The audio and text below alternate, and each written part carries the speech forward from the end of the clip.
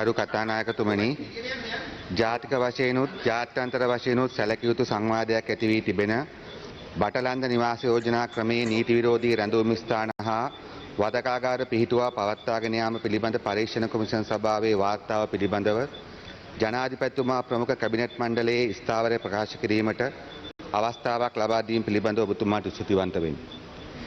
1977 දී 6/5ක බහුතර බලයක් සහිත බලයට පත් වූ එක්සත් ජාතික පක්ෂ ආණ්ඩුව ජනමත විචාරණයකින් තොරවම විධායක ජනාධිපති ක්‍රමය ස්ථාපිත කළ බවත් බලයට පත් වූ 1977 වසරේ ශ්‍රී ලංකාවේ දෙමළ ජනතාවට හා විරුද්ධ දේශපාලන පක්ෂ සමාජිකයන්ට එරෙහිව දැවැන්ත ප්‍රචණ්ඩත්වයක් මුදාහල බවත් බලය ලබාගෙන වසරක් ගතවනවා සමගම 1978 දී ත්‍රස්තවාදය මර්ධනය කිරීමේ පනත් වැනි අතිමර්ධනකාරී පනත් ගෙනවිත් ප්‍රජාතන්ත්‍ර විරෝධී නීති ක්‍රියාවට නැගීම ආරම්භ කළ බවත් 1980 දී වෘත්තීය අරගලයක් කළ රාජ්‍ය සේවකයන් ලක්ෂයකගේ රැකියා අහෝසි කළ බවත් යාපනයේ පැවති සංවර්ධන සභා ඡන්දය අමුවේ මංකොල්ල කෑ බවත් එහිම ප්‍රතිඵලයක් ලෙස යාපනයේ පුස්තකාලයට ගිනි තබා විනාශ කළ බවත් නිසි කලට පැවැත්විය යුතු පාර්ලිමේන්තු මැතිවරණය නොපවත්වා ජනමත විචාරණයක් නමින් ලංකා ඉතිහාසයේ දූෂිතම මැතිවරණය ලෙස මැතිවරණ නිලධාරීන් විසින්ම වාර්තා කරන ලද ජනමත විචාරණ මංකොල්ලයක් හරහා පාර්ලිමේන්තුවේ බලය පැහැරගෙන තවත් අවුරුදු 6කට නීති විරෝධීව දික් කරගත් බවත් මෙරට ප්‍රජාතන්ත්‍රවාදී වෘත්තීය සමිති ජනමාධ්‍යවේදීන් ශිෂ්‍ය සංගම් සාහිත්‍යවේදීන් ආගමික නායකයන් මර්ධනය කරමින් පැමිණ 1983 කළු ජූලියේදී දෙමළ ජනතාවට එරෙහි ජාතිවාදී සංහාරයක් එවකට පැවති ආණ්ඩුවේ නායකත්වයෙන්ම මෙහෙයවා රටක දශක 3ක සිවිල් යුද්ධයකට ඇද දැමූ බවත් එවක එක්සත් ජාතික පක්ෂ ආණ්ඩුවේ ඇමතුරු විසින්ම සිදු කරන ලද කළු ජූලියම යොදාගෙන ජනතා විමුක්ති පෙරමුණ ඇතුළු වාමාංශික පක්ෂ කිහිපයක් තහනම් කර ඒවායේ අයිතිවාසිකම් උල්ලංඝනය කර ජනමත විචාරණ මංකොල්ලයට එරෙහි ජනතා විමුක්තියේ නායක රෝහණ විජේවීර සහෝදරයා විසින් ගොනු කර තිබූ පෙස්සම නිෂ්ප්‍රභාවන පරිදි කටයුතු කළ බවත් 1983 ආරම්භ කරන ලද නීති විරෝධී ප්‍රජාතන්ත්‍ර විරෝධී මර්ධනකාරී පාලනය ක්‍රමයෙන් රාජ්‍ය ත්‍රස්තවාදය එකම පාලන ක්‍රමය බවට පත් කරගත් මිනිමරු ඒකාධිපති පාලනයක් ලෙස කටයුතු කළ බවත් එවකට සිටි පාලකයන් විසින් කෙතරම් තදින් වලලා දමනට උත්සාහ කළද කෙතරම් තදින් ඉතිහාසයේ විකෘති කර ලියා තිබුණද ජනතාව විසින් ජනතාවගේ ඉතිහාසය ලිවීම ආරම්භ කර ඇති යුගයක් පසුගිය සැප්තැම්බර් 21 වෙනිදායෙන් පසු උදා වී තිබෙන බව ඔබතුමා හොඳින් දන්නා කරුණකි. එම ඒකාධිපති භීෂණකාරී 1987-1990 සිවිල් යුද වකවානුවේ එම ආණ්ඩුවේ මැදිහත් වීමෙන් කරන ලද දහසකුත් එකක් අපරාධ අතරින් බටලන්දේ පවත්වාගෙන ලද මහා පරිමාණ ඝාතකාගාරයක් පිළිබඳව සිදු කරන ලද ජනාධිපති කොමිෂන් වාර්තාව පිළිබඳව මේ වෙන විට ජාතික හා ජාත්‍යන්තර උනන්දුවක් ඇති වී තිබේ. ගරු කතානායකතුමනි, 1977 1994 දක්වා පැවති එක්සත් ජාතික පක්ෂ ආණ්ඩුව පරාජයට පත් කර 1994 දී සිදු වූ ආණ්ඩු පෙරළියේ සාරය වූයේම මෙම නීති විරෝධී ප්‍රජාතන්ත්‍ර විරෝධී ඒකාධිපති භීෂණකාරී පාලනයේ බිඳ දමා එම 17 වසරක සාපයට එරෙහිව යලි ප්‍රජාතන්ත්‍රවාදය ස්ථාපිත කිරීමයි. එම 17 වසරක අඳුරු යුගය තුළ රාජ්‍ය ත්‍රස්තවාදයේ විසින් මරා දමන ලද දසදහස් ගණන් ජනතාවට යුක්ති ඉටු කිරීමයි. සූරියකන්ද වැනි සමූහ මිනිවලවල් පිළිබඳවද බටලන්ද ආදී වදකාගාර පිළිබඳවද එවකට සිටි නායකයන් ඒ ස්ථානවලටම ගොස් හිරිදරව් කිරීමේදී ජනතාව බලාපොරොත්තු වූයේ එම යුක්ති ඉටු කර ගැනීමයි. තමාදරණීයන්ට සිදු වූයේ කුමක්ද යන්න දැන ගැනීමයි. එම ඝාතකයන් නීතිය හමුවට පැමිණවීමයි. එම ක්‍රූර පාදඩ දේශපාලන සංස්කෘතිය සදහටම අවසන් කිරීමයි. ඒ අනුව 1995 සැප්තැම්බර් මාස 21 වන දින 1948 අංක 14 දරන පරීක්ෂණ කොමිෂන් සභා පනතේ දෙවන වගන්තිය ප්‍රකාරවද නැවතත් 1995 දෙසැම්බර් මාස 15 වන දින නව අධිකාරී පත්‍රයක් මගින්ද 1995 දෙසැම්බර් මාස 19 වන දින අංක 902/8 දරන අතිවිශේෂ ගැසට් පත්‍රය මගින්ද මෙම බටලන්ද නිවාස යෝජනා ක්‍රමේ නීති විරෝධී රැඳවුම් ස්ථාන හා වදකාගාර පිහිටුවා පවත්වාගෙන යාම පිළිබඳ පරීක්ෂණ කොමිෂන් සභාව එවකට ජනාධිපති චන්ද්‍රිකා බණ්ඩාරනායක මහත්මියගේ නියෝගයකින් ස්ථාපිත කෙරිණි. කොමිසමේ කාල සීමාව වරින් වර දීර්ඝ කිරීමෙන් පසුව එහි අවසන් වාර්තාව 1998 මැයි මාස 21 වෙනිදා එම කොමිෂන් සභාවේ ලේකම් ජී.කේ.ජී. පෙරේරා මහතා විසින් ජනාධිපති ලේකම්වරයා අමතා යවා තිබෙන මෙම ලිපියෙන් සනාථ වේ. උපුටා ගැනීම. ජනාධිපති ලේකම් බටලන්ද පරීක්ෂණ කොමිෂන් සභාවට අදාළ ලිපිගොනු හා ලේඛන අනාදිය ජාතික ලේඛනාරක්ෂක දෙපාර්තමේන්තුවට බාර දීම. මෙම ජනාධිපති පරීක්ෂණ කොමිෂන් සභාවේ අවසන් වාර්තාවේ පිටපතක්ද ඇතුළුව අදාළ ලිපිගොනු හා ලේඛන අනාදිය 1998 මැයි මාස 20 වන දින ජාතික ලේඛනාරක්ෂක දෙපාර්තමේන්තුවේ අධ්‍යක්ෂක වෙත මම විසින් බාර දෙන ලදී. එම බාර දීමේ ලයිස්තුවේ පිටපතක් හා ෆ්‍රැන්චයිස් ෆෝරමේ පිටපතක්ද අවශ්‍ය කටයුතු කිරීම සඳහා මේ සමග එවා ඇති බව කරුණාවෙන් දන්වමි. ජී.කේ.ජී. පෙරේරා ලේකම් ජනාධිපති පරීක්ෂණ කොමිෂන් සභාව. ගරු කතානායකතුමනි, මෙම වාර්තාවත් එයට පදනම් වූ පිටු දහස් ගණනක සාක්ෂි සටහන්ද වැඩිපුර සමන්විත වී තිබෙන්නේ මෙම වදකාගාර තුළ අනන්ත වද වේදනා විඳි එමෙන්ම තමා සාක්ෂි දෙන මොහොතේදී පවා එම වදකයන් බලවත් අනතුරුවල විරාජමානව සිටියේදී ඔවුන්ගේ පන්ති මිතුරන් පැහැදිලිවම එකී වදකයන් රකිමින් සිටියේදී දහස් ගණන් පුද්ගලයන් ජීවිත අනතුරු සහිතව සිටියද එම ජීවිත අනතුරු නොසලකමින් මෙම කොමිසමට පැමිණ සාක්ෂි දීමට ඉදිරිපත් වූ නිසා බව ඔබතුමා හොඳින් දනි.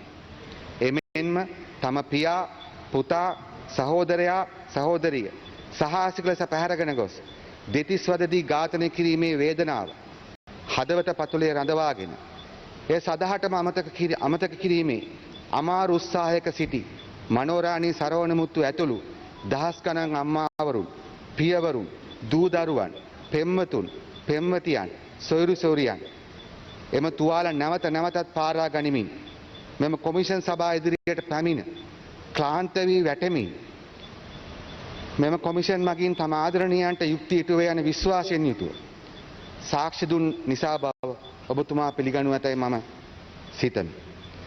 ඒ අනුව බටලන්ද කොමිෂන් සභාවේ අවසාන වාර්තාව 1998 මැයි මාස 22 වන දිනට පෙර දිනක එවකට ජනාධිපති චන්ද්‍රිකා බණ්ඩාරනායක මහත්මියට කොමිෂන් සභාව මගින් බාර දී තිබිය යුතු බව පැහැදිලි වේ. එසේ වුවද ජාතික ලේඛනාරක්ෂක දෙපාර්තමේන්තුවට පවා පිටපතක් යවා ඇති මෙම වාර්තාවේ පිටපතක් ඇය විසින් නීතිපතිවරයාට යොමු නොකළ හේතුව එවකට අපැහැදිලි වුවත් අද අහසසේ පැහැදිලි. එමෙන්ම වර්ෂ 2000 මාර්තු මාස 16 දින රජයේ මුද්‍රණාධිපති අමතමින් ජනාධිපති අතිරේක ලේකම් WJS කරුණාරත්න මහතා විසින්ම යවන ලද ලිපියකින් පැහැදිලි වන්නේ අතිගරු උපුටා ගැනීම. අතිගරු ජනාධිපතිතුමියගේ උපදෙස් පරිදි වාර්තාවේ සිංහල හා දෙමළ පරිවර්තන සැසි වාර්තාවක් ලෙස මුද්‍රණය කර ප්‍රසිද්ධ කිරීම සඳහා මේ සමග එවමි. සිංහල හා දමිළ පරිවර්තන අඩංගු ඩිස්කට් දෙක බැගින් 4ක් ඔබ වෙත එවා ඇත. වාර්තා මුද්‍රණය කර සිංහල පිටපත් 500ක් සහ දෙමළ පිටපත් 250ක් මාර්තු 27 දිනට ප්‍රථම මාවත එවන ලෙස කාරුණිකව දන්නමි. ගරු කතානායකතුමනි, නමුත් පුදුමයක මහත වන්නේ එම මුද්‍රිත වාර්තා 750න් එකක් හෝ නීතිපතිවරයාට යොමු කර නොමැති වීමය. එම නිසා මෙම වාර්තාව කැඳ වූ අයම එමගින් නිර්දේශිත සැබෑ අපරාධකරුවන්ට දඬුවම් දීම හෝ ඒ සඳහන් වැදගත් නිර්දේශ ක්‍රියාත්මක නොකර එය මැතිවරණවලදී දේශපාලන පන්දුවක් ලෙස යොදාගත් බව පැහැදිලි. එමෙන්ම කොමිසමේ ප්‍රධාන චූදිතයා මෑතකදී අල් ජසීරාවට ප්‍රකාශ කළ පරිදි එය පාර්ලිමේන්තුවට හෝ ඉදිරිපත් කර නොමැත. ගරු කතානායකතුමනි, ජීවිත අනතුරු දරා ගනිමින් හදවතේ ගැඹුරුම තැන්වල පිහිටි තුවාල නැවතත් පාරා ගනිමින් සාක්ෂි දීමට පැමිණි දසදහස් ගණන් මිනිසුන්ගේ සහ ගැහැණුන්ගේ අතිශය සාධාරණ අභිලාෂයන් සහ ගැඹුරුතම මානුෂීය හැඟීම් පාවා දෙන ලද්දේ මරා දමන ලද්දේ පරිද්දෙන්නේ. ගරු කතානායකතුමනි, 1980 සිට වසර 35ක්ද කොමිෂන් සභාව ආරම්භ වසර 30ක්ද කොමිෂන් සභාවේ වාර්තා නිකුත් කර වසර 25ක්ද ගත වී ඇති මොහොතක මාගේ පක්ෂය සහ කැබිනට් මණ්ඩලය විසින් මා වෙත පරපුරක හෘද සාක්ෂිය කැටි වී ඇති මෙම වාර්තාව පාර්ලිමේන්තුව ඉදිරිපත් කිරීමටත් ඒ ජනගත කිරීමටත් වගකීම පවරා ඇත. අරගල කර පරපුරක කඳුළුත් ඔවුන් විඳි මහ පොළොව නුසූලන වද වේදනාවල ප්‍රමාණය හා සසඳද්දී ඒවාට අලගු තැබීමටවත් මෙම පිටු 208කින් යුතු වාර්තාවට නොහැකි වෙන බව අපි දනිමු. මෙම වාර්තාව මරා දමන ලද යෞවනයන්ගේ හා ඔවුන්ගේ ආදරණීයන්ගේ වද වේදනාවන්ගෙන් හා සුසුම් වලින් අංශු මාත්‍රයක් නියෝජනය කරන වාර්තාවක් වුවද එය හැකිතරම් සාධාරණව සකස් කිරීමට දායක වූ කොමිෂන් සභාවේ සියලුම නිලධාරීන් හා යට සහායක දුන් සියලු දෙනාටම ස්තුතිය පළ කිරීමට මේ අවස්ථාවක් කරගනිමි. එමෙන්ම ඉතිහාසයේ පොදු ජනතාවට එරෙහිව අපරාධ කර අයම එම පොදු ජනතාව මර්ධනයේ ධනයෙන් හා බලයෙන් යටකොට 35 වසරක් තම අපරාධ රකිමින් තමන්ට නීතියේ රැහැණින් ගැලවී යාමට හැකිවන පරිදි සියලු දේ සකස් කර ක්‍රියාත්මක කර තිබුණි. එහෙත් 2024 සැප්තැම්බර් 21 වනදා සියවස් ගණනක් මෙරට පොදු ජනයා දුටු සිහිනය සැබෑවීමත් සමග ජනාධිපති ලේකම් කාර්යාලයේ අඳුරු ගබඩාවක සැඟවී තිබූ මෙම වාර්තාව වසර 25කට පසු අද හිරුවෙලිය දැක තිබේ. අපගේ මාතෘ භූමියේ ආධ්‍යාත්මයේ ගැඹුරුම තැන්වල තැන්පත් වී ඇති සියවස් ගණනක් මෙරට පොදු ජනයා දුටු සිහිනය සැබෑ කිරීමේ අරමුණ දිනවීම වෙනුවෙන් මරණය වැළඳගත් විජේදාස ලියනාර්ති සහෝදරයා ඇතුළු පරම්පරාවක දුක් වේදනා සහ ඔවුන්ගේ අරගලය පිළිබඳ මහත් බරකින් යුක් මෙම වාර්තාව දැන් මම පාර්ලිමේන්තුවේ සභාගත කරමි. ගරු කතානායකතුමනි, ඒ දකුණු ඇමරිකාවේ අන්දීස් ප්‍රදේශයේ අධිරාජ්‍ය විරෝධී ජාතික මුක්ති ව්‍යාපාරයේ නායකයෙකු වූ තුපක් අමාරු සිය හිස ගසන ගහලයන් ඉදිරියේ ප්‍රකාශ කළ පරිදිම I will return, I will be millions. මම නැවතෙමි. ඒ මාවෙනි මිලියන ගණනක් සමගින්. එම අවංක හා ප්‍රතිපත්තිගරුක මිනිසුන් හා ගැහැණුන් මරා දමා හරියටම පරම්පරාවකට පසු මිලියන ගණනක් ශ්‍රී ලාංකිකයන් එක් වී අපගේ අතීත පරම්පරාව ආරම්භ කළ සටනේ පළමු අධියර ජයග්‍රහණය කර ඇති නිසාවෙන්ම අද මෙරට ජනතාවටත් ලොවටමත් දැන ගැනීමට හැකි වෙන පරිදි මෙම වාර්තාව ඉදිරිපත් කිරීමට අවස්ථාව ලැබී තිබේ. ගරු කතානායකතුමනි, මෙම වාර්තාව මාතෘ භූමියේ අයිතිය පැහැරගත් මව්බිමේ හිස ගැසීමට උත්සාහ කළ ගහලයන් පිළිබඳව උන්ගේ කූරත්වය පිළිබඳ වාර්තාවක් පමණක්ම නොවේ. මෙම වාර්තාව තම දේශපාලන උවමනා වෙනුවෙන් රටක් යුග ගණනාවක් මුළුල්ලේ විනාශ කරන ලද්දේ කෙසේද යන්නත් ඒ විනාශය හෙළිදරව් කිරීමට ප්‍රජාතන්ත්‍රවාදයේ වෙනුවෙන් ලැබුණු ජනවරමක් තම පන්ති මිතුරන් වෙනුවෙන් පාවා දෙන්නේ කෙසේද යන්නත් පිළිබඳව ජීවමාන සාක්ෂියක් දෙවේ. එමෙන්ම 25 වසරක් හිරුවෙලිය පවා නොවැටෙන ගබඩාවක තිබූ වාර්තාවකට නීතියේ හා යුක්තියේ ආලෝකය ලැබීම තුළින් එම වාර්තාවේ නිර්දේශයන්ට සාධාරණත්වය ඉටු කරන්නේ කෙසේද යන්න පිළිබඳ අනාගත පරම්පරාවන්ට සාක්ෂියක් දෙවනු ඇතැයි මම උදක්ම විශ්වාස කරමි.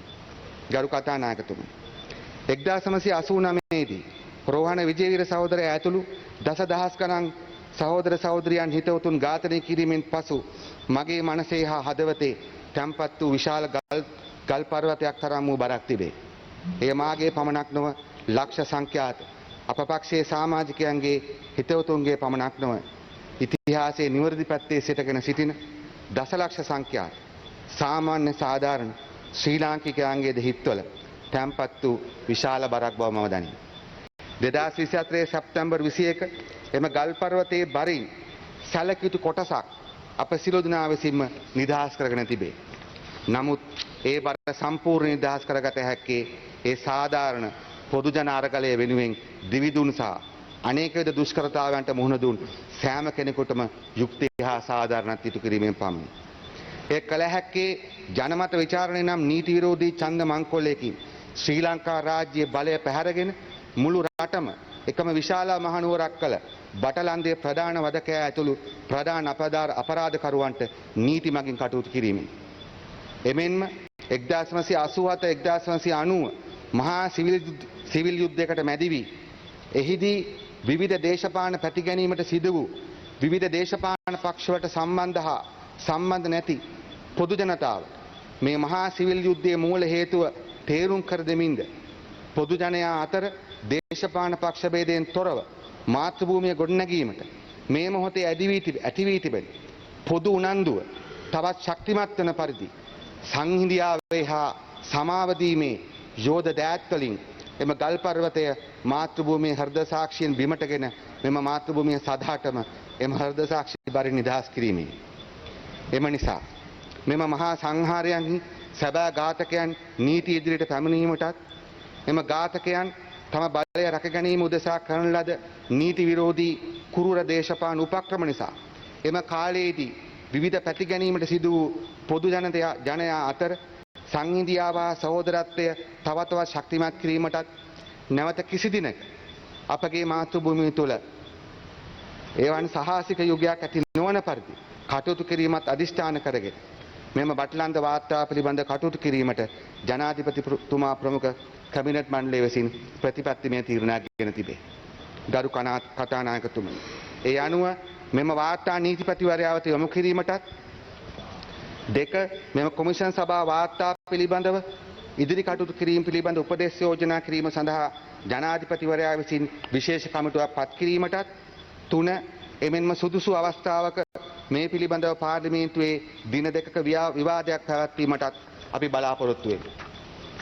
එමෙන්ම මෙම බටලන්ද කොමිෂන් වාර්තාවේ සිංහල දෙමළ ඉංග්‍රීසි භාෂා ත්‍රිත්වයෙන්ම මා විසින් පාර්ලිමේන්තුවේ සභාගත කරන මෙම වාර්තා මන්ත්‍රීවරුන්ගේ සහ පොදු ජනතාවගේ පරිහරණය සඳහා මුද්‍රණය කළ යුතුයයිද ඔබතුමාට යෝජනා කිරීමට මේ අවස්ථාවක් කරගනි. එමෙන්ම කොමිසමට අදාළ සාක්ෂි සහිත වෙළුම් 28ක් ඉදිරියේදීම පාර්ලිමේන්තුවට ඉදිරිපත් කිරීමට අදහස් කරමි. මාතෘ භූමිය දරා සිටින මෙම මහා හෘද සාක්ෂි බාර සම්පූර්ණයෙන්ම නිදහස් කිරීම වෙනුවෙන් යුක්ති හා සාධාරණත්වය වෙනුවෙන් කටයුතු කරන සෑම කෙනාටම ආරාධනා කරමින් මගේ කතාව අවසන් කරමි. බොහොම ස්තුතියි ගරු කතානායක.